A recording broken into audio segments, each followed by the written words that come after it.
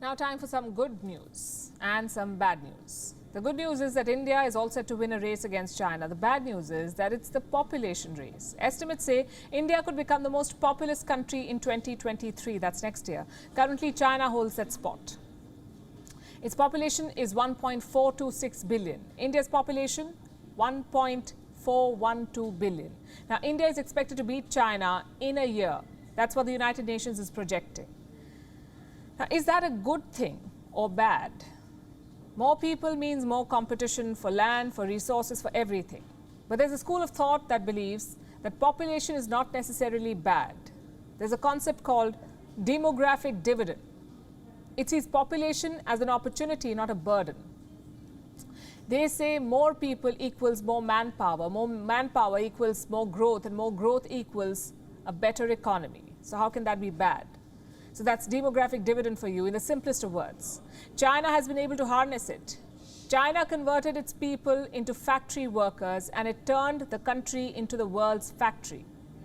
Can India do the same? More importantly, does India want to do the same? How can India harness the power of its people? Let's look at some numbers. Estimates show that between 2021 and 2041, India will have the highest working age ratio. More than half of the Indian population will be of the working age. Even today, every third person in India is 10 to 24 years old.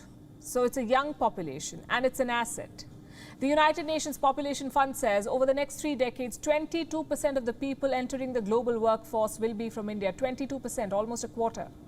And that is a good thing. So the numbers are in India's favor. But how many of these people are skilled to meaningfully contribute to the economy? Are there enough opportunities and jobs for them? Today, in most cases, aspirants outnumber jobs. Take the case of Agnipath, the newly announced defense scheme. It's a good point of reference. There were 3,500 plus vacancies in the Indian Air Force for Agniveers. Guess how many candidates applied? Nearly 750,000, 750,000. That's 214 people applying for each position. In this case, the eligibility criteria was 10th pass, and for some roles, 10 plus 2 pass. But what if a job description asks for more? This is where India faces a challenge, the skill challenge. There isn't enough skilled labor to fill the existing vacancies.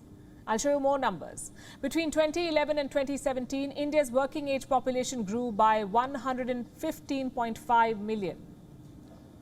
But the labor force grew only by 7.7 million. This is according to the State of Working India report. And it goes on to say that between 2011 and 2017, the workforce actually shrank by 11.3 million.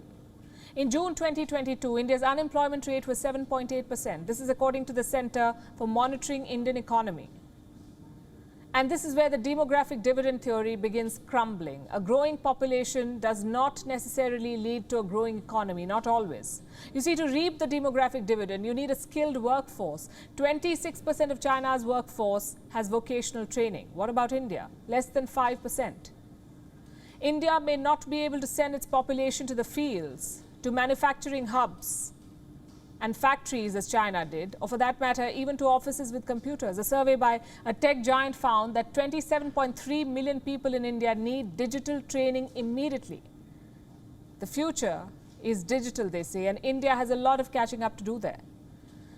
Take a look at this UNICEF report. It says 47% of Indian youth won't have the skills needed to be employable by 2030. 47%. To harness the dividend of this demography, India needs to upskill. And that starts with quality education, also the willingness to participate in the workforce. Not every young person in India is working or allowed to work. In 2017, India's female labor force participation was 28.5%. What about men? 82%. And this discrimination can destroy the demographic dividend. Here's another challenge, healthcare. India needs a workforce that is fit enough to work. 57% of women aged 15 to 49 are anemic. Half of Indian adolescents are thin, short, overweight or obese. And on this show, we've told you time and again how a worker's physical health has a direct impact on his or her output. Moral of the story? To harness the strength of a growing population, India needs to invest in health, in education, skill development, and digital literacy. India has ambitious programs in place like Khelo India, Skill India, Digital India.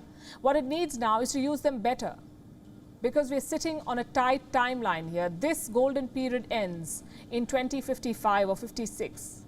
After that, this pool of workers will start aging. So 3 decades is what India has to transform itself. Will the transformation be good or bad? That depends on the policies we implement today. WION is now available in your country. Download the app now and get all the news on the move.